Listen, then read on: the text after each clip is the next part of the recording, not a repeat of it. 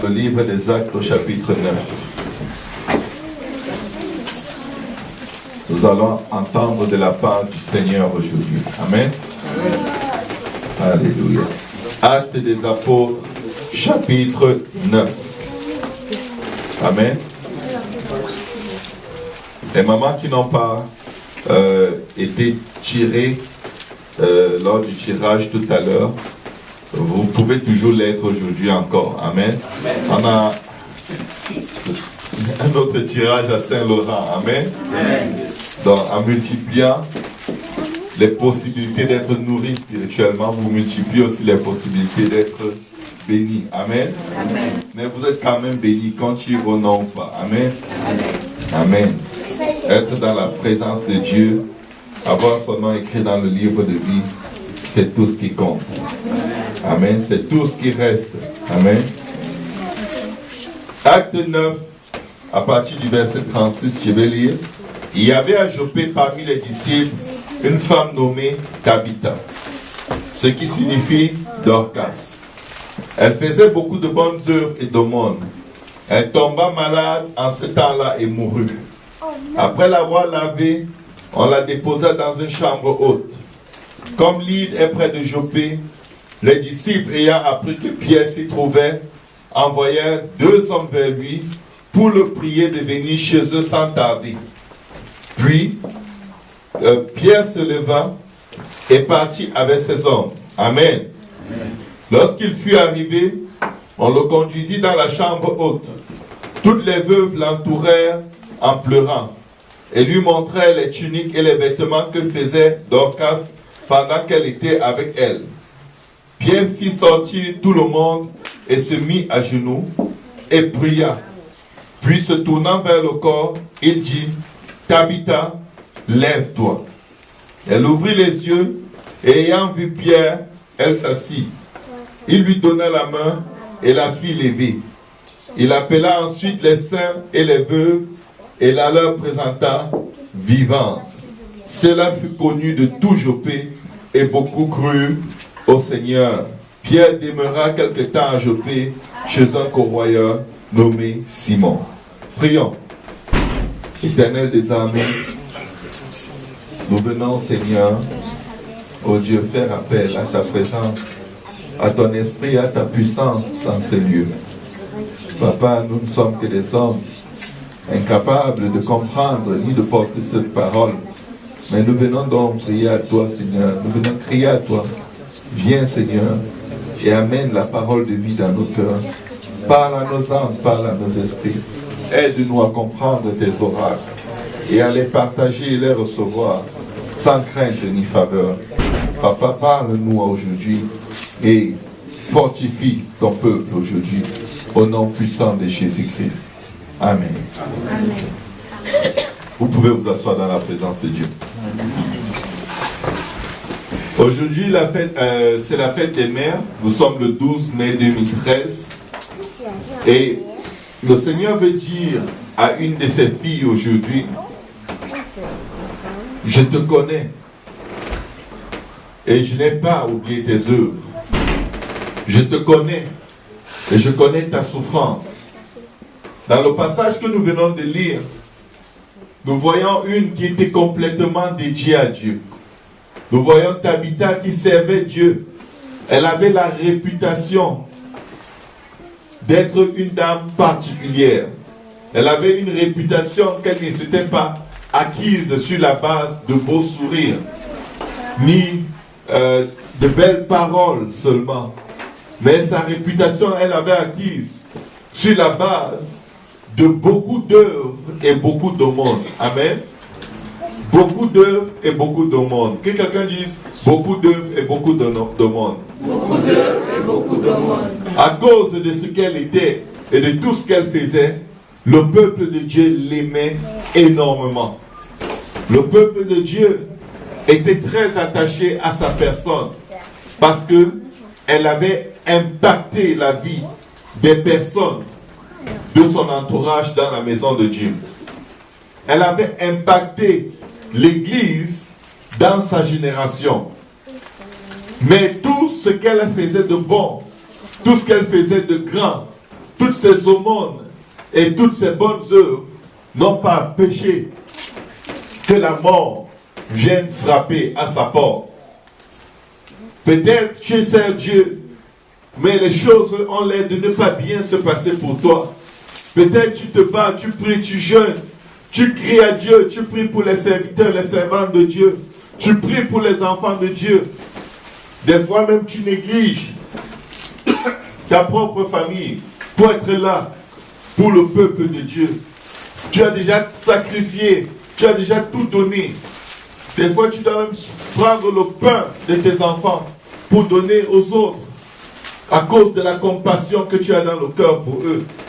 Mais il n'empêche quand même que très souvent, tu as des factures qui restent là, qui te regardent pendant des semaines et des mois. Tu n'as pas les moyens de les payer. Et c'est comme si, en retour, il n'y a jamais personne qui est là pour toi. C'est comme si le monde est ingrat. Des fois même, c'est comme si l'église de Dieu est ingrate face à tous tes sacrifices, face à toutes tes prières. Il y a des gens pour qui tu pries dans le secret.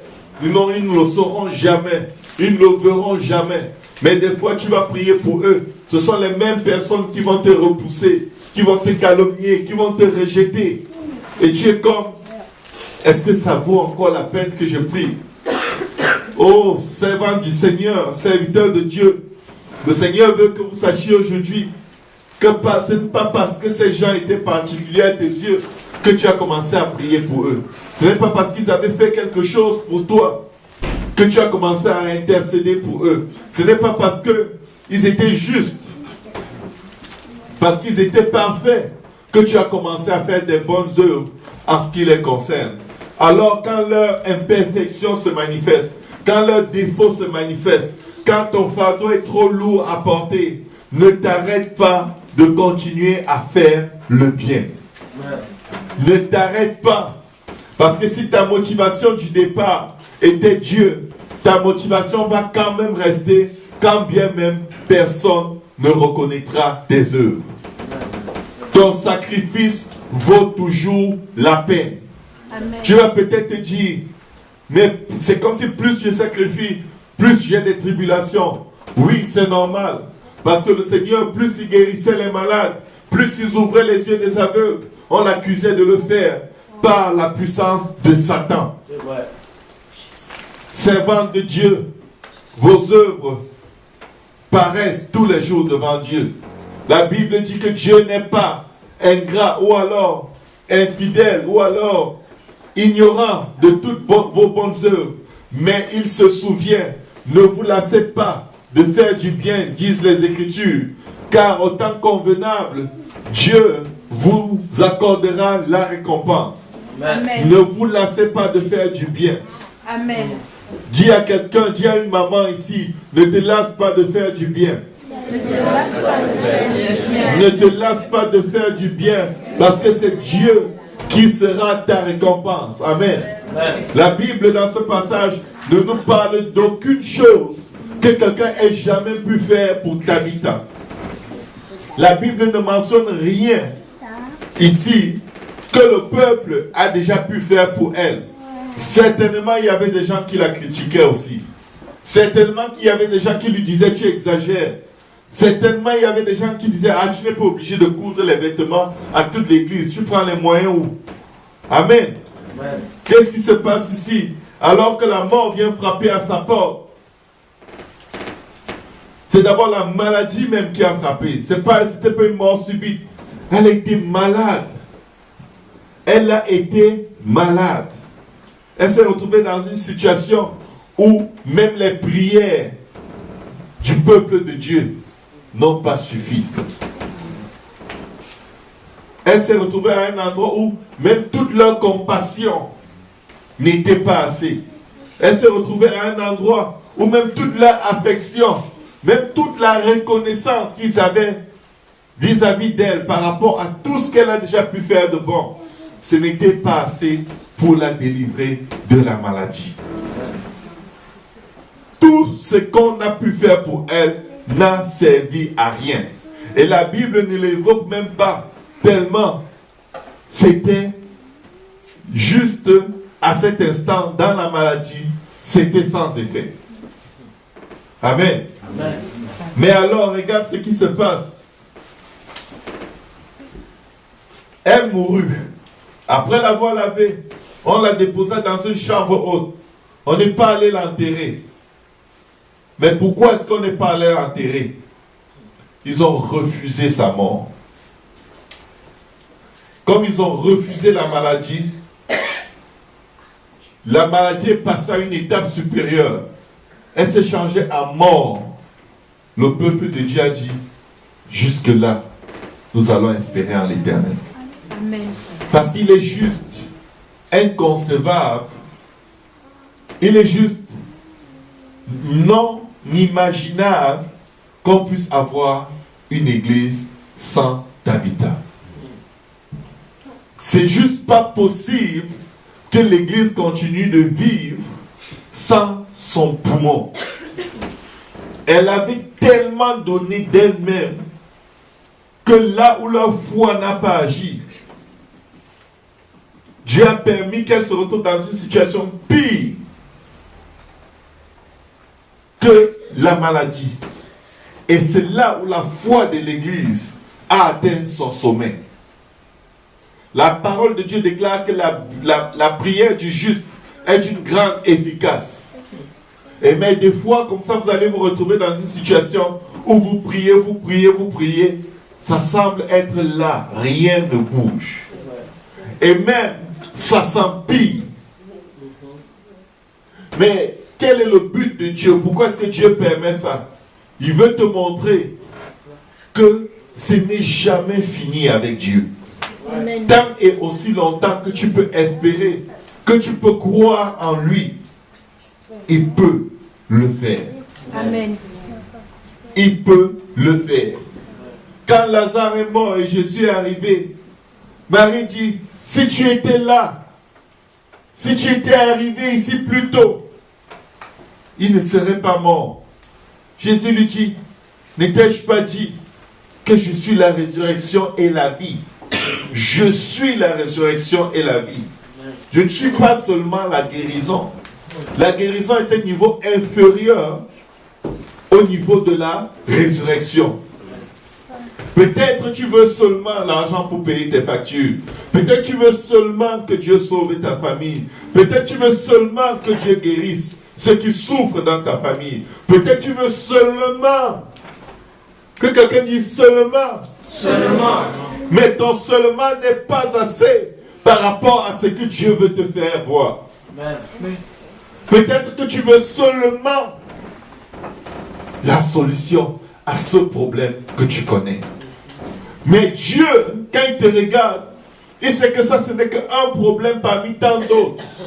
Alors il faut qu'il t'amène à la vitesse supérieure de la foi. Amen. Et alors il te laisse dans ton problème jusqu'à ce que tout ce que tu ne voulais pas voir arriver, arrive. Amen.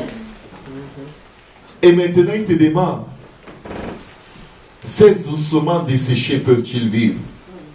Dieu te demande, est-ce que ton mari, est-ce que tu crois qu'il peut se tourner vers moi? Est-ce que tu crois que je peux lui ouvrir les yeux? Est-ce que tu crois que je peux sauver ton enfant là, qui allait tellement plonger dans le monde et les choses du monde, la drogue, l'alcool, ses reins, son foie, tout est déjà gâté? Est-ce que tu crois? Tu dis oui Seigneur, je crois.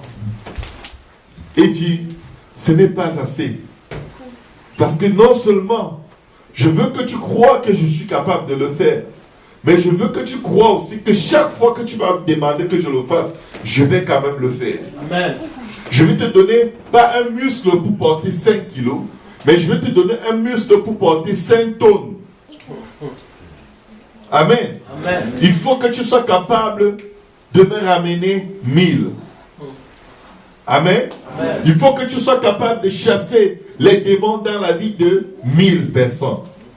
Peut-être tu pries seulement pour ton enfant, parce que tu veux seulement que Dieu le délivre. Dieu dit non, non, non, pas comme ça. Si je le délivre, je ne pourrai plus compter sur toi. Mais si je laisse ton enfant dans cette situation, j'ai déjà exaucé ta prière. Quand je le regarde, je le vois déjà délivré. Quand le Seigneur regardait Tabitha, il la voyait déjà ressuscitée. Amen. Amen. Mais pour qu'elle ressuscite, il fallait qu'elle meure. Amen. L'église demandait seulement la guérison. Dieu dit non, ça c'est rien. Ça là, tout le monde le fait. Amen. Amen. Mais je veux que vous me voyez dans une autre dimension. Amen. Peut-être si Dieu délivre ton enfant, tu ne vas plus prier pour les enfants des autres. Mais Dieu veut te dire, demande-moi plus que ça. Amen. Demande-moi plus que ça. Et alors il a amené l'église dans une situation où il n'avait pas le choix que de lui demander plus que la guérison. Amen. Je crois que quand elle est morte, ils ont arrêté de prier pour la guérison. Amen. Ils ont commencé à prier pour la résurrection. Amen. La Bible déclare que les pensées de Dieu ne sont pas comme nos pensées. Et les voies de Dieu ne sont pas comme nos voies. Ses pensées sont toujours au-dessus de nos pensées. Qu'en est-il de la situation dans laquelle tu te trouves? Tu veux juste ça. Mais tu ne connais pas à quoi ressemblera ta vie après que tu aies ce que tu demandes à Dieu. Tu auras des défis plus grands. Tu auras des défis plus violents. Tu auras des situations plus troublantes.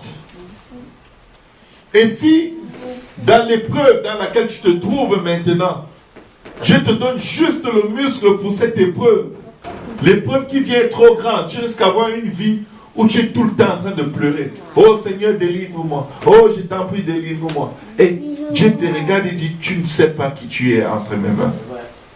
Appelle les choses à l'existence. Les choses qui ne sont pas comme si elles étaient. Je veux que tu arrives à un niveau où tu regardes les membres de ta famille. Tu pries pour eux 5 minutes, mais tu regardes la moisson du Seigneur. Tu pries pour la moisson 50 minutes. Amen. Amen. Amen. Quand tu t'occupes de l'œuvre de Dieu, Dieu s'occupe de tes situations. Amen. Dieu a amené l'église à une autre dimension. Ce n'était pas seulement une affaire de Tabitha. C'était une volonté de Dieu de changer la mentalité de tout le corps du Christ. Et gloire à Dieu pour Pierre. Amen. La foi de Pierre ne dépassait pas la foi de l'église. Amen.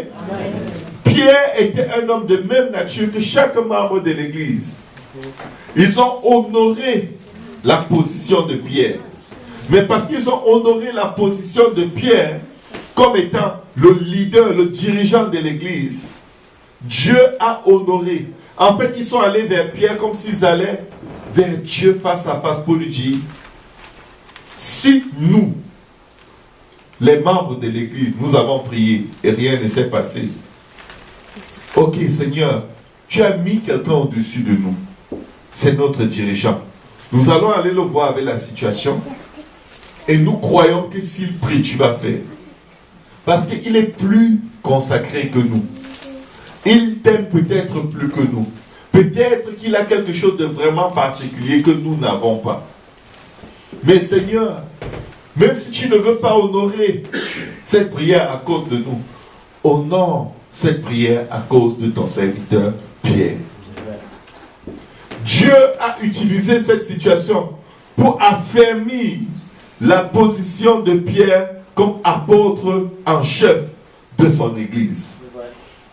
Dieu a utilisé cette situation pour remettre chacun à sa place. Peut-être qu'il y avait des gens dont l'orgueil montait déjà et ils se disaient, avec ou sans les apôtres, nous aussi on peut prier, les malades ressuscitent. Tu ne connais pas quel était l'état de l'âme de ceux qui priaient. Quel était leur état d'âme, quelle était leur pensée, quelle était leur motivation. Et Dieu a décidé, ça passera par les mains de mon oint. Des fois, tu vas aborder une situation totalement désastreuse. Et tu te dis, mais Seigneur, pourquoi est-ce que je prie? Ça ne marche pas. Dieu, dans ton intimité, quand il te regarde, il sait souvent ce que tu penses du pasteur. Il sait ce que tu dis souvent au sujet des dirigeants. Et il te dit, je t'aime beaucoup. Et je vais t'apprendre à ne plus parler en mal ou penser du mal d'eux. Ce n'est que par leur main que ta prière va être exaucée. Amen. Et là, tu vas voir le pasteur, il prie pour l'affaire, pouf, à l'instant, c'est réglé. Et ça te met dans une position où tu t'humilies maintenant devant l'homme de Dieu. Parce que tu sais, c'est lui que Dieu a utilisé. Les voies de Dieu sont insondables. Est-ce que Pierre a prié une prière que l'Église ne pouvait pas prier? Non. C'est certainement les mêmes mots. C'est certainement la même prière. Peut-être c'était un problème d'attitude. Mais ce qui est sûr, c'est que l'Église savait que Dorcas leur était tellement précieuse. Et Dieu est conscient de cela. Et Dieu dit, je vais la ressusciter. Je ne vais pas la guérir. Tu te concentres trop sur la guérison, c'est bas. Moi, je te donne la résurrection. Amen. Moi, je ne sais pas ce qui vous concerne, mais je veux que Dieu ressuscite certaines choses dans ma vie. Amen. Je ne veux pas juste qu'il me sorte de là. Je veux qu'il me mette dans une position où ces choses-là n'ont plus jamais d'effet sur moi. Et c'est pourquoi parfois ça dure. Parce que le fruit qui dure le plus longtemps sur l'arbre, c'est le fruit qui est le plus délicieux. Amen. Au bout du temps, au bout du compte, quand on le consomme. La banane qui mûrit, qui est coupée, verte, et qui mûrit à la maison, n'a pas le même goût que la banane qui mûrit sur le bananier. Est-ce que vous avez déjà mangé une banane qui a mûri sur le bananier? C'est pas la même chose. Ce n'est vraiment pas la même chose. Il y a toutes les vitamines, il y a tout ce qu'il faut, tout ce qu'une banane peut apporter à ton corps, c'est là à 100%. Donc ta prière pendant qu'elle attend, je veux juste te ramener à une attitude. Humilie-toi devant mon serviteur. Marche humblement devant mon oint. Il n'y a rien que je puisse refuser à une église qui marche humblement devant mes serviteurs. La Bible nous dit ceci. Comme l'île est près de Joppé, les disciples ayant appris que Pierre s'y trouvait, envoyèrent 2 hommes vers lui pour le prier de venir chez eux sans tarder. Pierre, nous avons urgemment besoin de toi. Amen. Est-ce que quelqu'un peut dire Amen? Amen. Pierre se leva et partit avec ses hommes. Lorsqu'il fut arrivé, on le conduisit dans la chambre haute. Ils avaient tellement hâte qu'il soit là parce qu'ils se disaient, ce n'est pas possible qu'une femme, un enfant de Dieu, qui a cette générosité, qui nous donne l'envie de vivre pour Dieu, qui nous donne l'envie d'être fort dans le Seigneur. Ce n'est juste pas possible qu'elle meure. On ne peut pas accepter. Nous faisons appel à la décision de Dieu de la ramener au ciel. Elle devait toujours mourir un jour. Tout le monde est appelé à mourir, mais ils ont fait appel. Amen. La mort ne peut pas te toucher sans que Dieu ne le permette. Mais tu sais quoi? Même dans la mort, ceux qui vivent peuvent faire appel. Amen. Vous avez déjà vu une décision du tribunal? On condamne quelqu'un à mort. Mais son avocat fait appel à la décision du juge. Et il trouve des arguments suffisamment éloquents et puissants, suffisamment démonstratifs pour que la condamnation de la peine de mort soit enlevée. Alors, quand Pierre arrive, toutes les veuves l'entourent en pleurant et utilisent maintenant les arguments. Amen. Elles utilisent dans ce que Dieu leur avait donné au travers de Dorcas. Elles l'entourent en pleurant et lui montrent les tuniques et les vêtements que faisait Dorcas pendant qu'elle était avec elle. Il fallait que le cœur de Pierre soit disposé à un endroit où il a une compassion profonde pour celle qui était morte. Tes bonnes œuvres vont servir au moment où tu ne t'y attends plus. Amen. Tes bonnes œuvres vont avoir de l'impact sur tes enfants au moment où tu ne t'en souviens même plus. Quelqu'un est ici aujourd'hui à cause des bonnes œuvres de quelqu'un dans le passé. Peut-être un membre de votre famille. Peut-être il a fait quelque chose qui a stimulé le Seigneur à dire dans cette famille, je vais appeler mes élus. Parmi ceux-là qui marchent dans les ténèbres, je vais me tirer un peuple qui portera mon nom. Amen. Amen. Est-ce qu'on peut acclamer le Seigneur?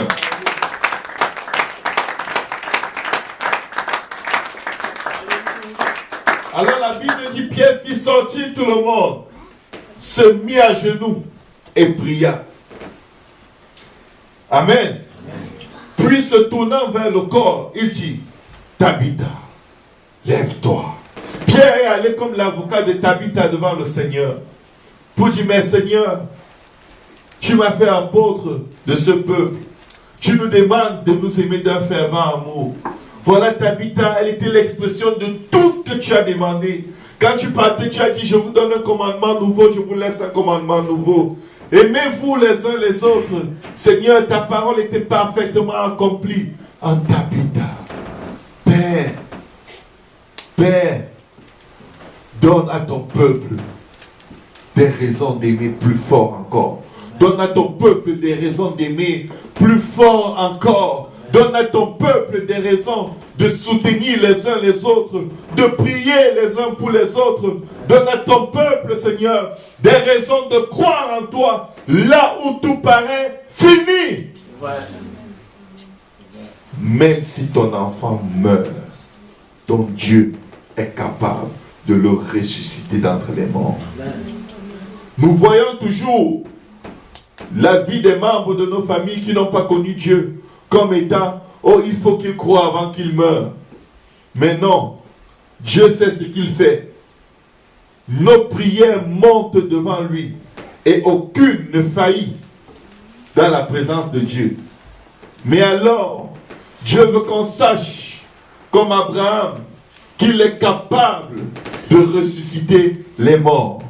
Et quand tu pries pour un membre de ta famille, donne-le, offre-le à Dieu, comme Abraham a offert Isaac. Seigneur, je te le donne. C'est toi qui tiens l'épée. C'est toi qui as la vie entre tes mains. C'est toi qui as les clés de l'enfer et du séjour des morts. Je te le donne. Fais de lui ce que tu veux. En sachant que même si Dieu le tue, c'est Dieu qui le ressuscitera toujours. Amen. Peuple de Dieu, quand nous intercédons pour les âmes, intercédons à une autre dimension. Pour que Dieu secoue tout l'Est de Montréal. Ça va prendre des signes et des prodiges exceptionnels. Ça va prendre un mouvement que l'œil n'a jamais vu et l'oreille n'a jamais entendu. Ça va prendre des gens qui vont mourir dans la rue. Et vous allez venir leur imposer les mains. Et Dieu va les ressusciter là, devant tout le monde. Ça va prendre des situations extrêmement tristes. Et Dieu va utiliser nos mains pour changer la pensée des hommes. Je vous dis une chose. Qu'un malade guérisse, ils ne vont pas trop médiatiser. Mais que quelqu'un soit écrasé par une voiture, les membres sont jetés à gauche et à droite. Tu les prends, tu les colles ensemble, tu imposes la main, tu dis au nom de Jésus, la personne se relève et est en santé, sans blessure. Ça là, ils ne pourront pas le cacher. Ils ne pourront pas le cacher.